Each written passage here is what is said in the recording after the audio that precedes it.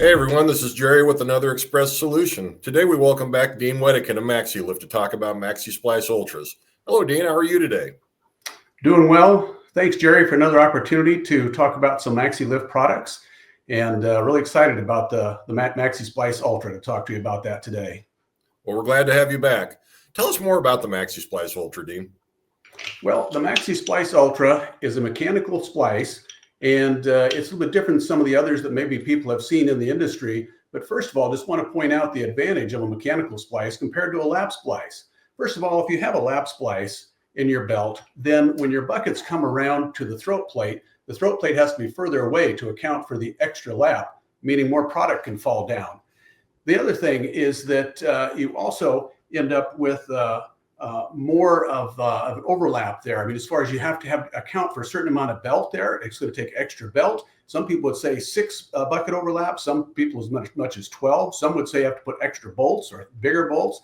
So you eliminate that with a mechanical splice. The other thing is with a mechanical splice, you don't have to worry about the extra strain on the bolts, the belt, and the buckets as they go around the pulley, because the top belt and the bottom belt actually are pulling on each other as they go around the circumference of the pulley.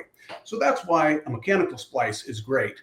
And for the Maxi-Splice Ultra, what you've got here is a situation where the belt comes in, and this is only a 2.5-inch wide splice. So if you had numerous ones of these on the belt, it would spread out and you'd have them all the way across. But you can see that it's an aluminum splice. It's got a bolt in the middle. The belt comes in one side and goes out the other, and the buckets get mounted on the top and the bottom. So that's how a mechanical splice works. Hey Dean, how does the Maxi-Splice Ultra differ from previous versions? Well, the main thing is, and I'll just hold up the mechanical or the Ultra again. It's 2.5 inches wide. It's got a wedge here that allows the belt to come in and out more smoothly and easily, and it only weighs 1.9 pounds. Now, for those in the past who have used mechanical splices, what's very common is what Maxi-Lift has used as the AB. This is a non-sparking bronze material, but it weighs 2.9 pounds and it's only 2 inches wide.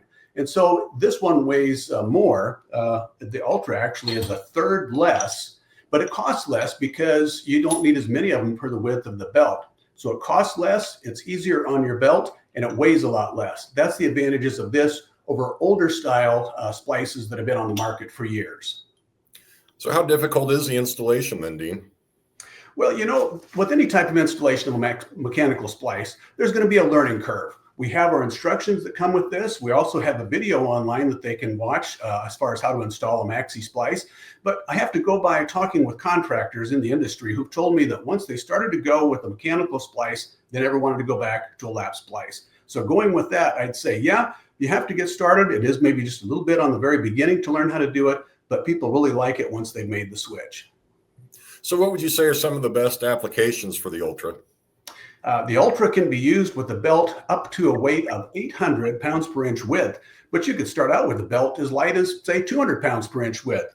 And actually, when you think about it, because the Ultra is so much lighter, it actually works pretty good even in a lightweight belt because it's not going to weigh on that belt and kind of twist it and turn it.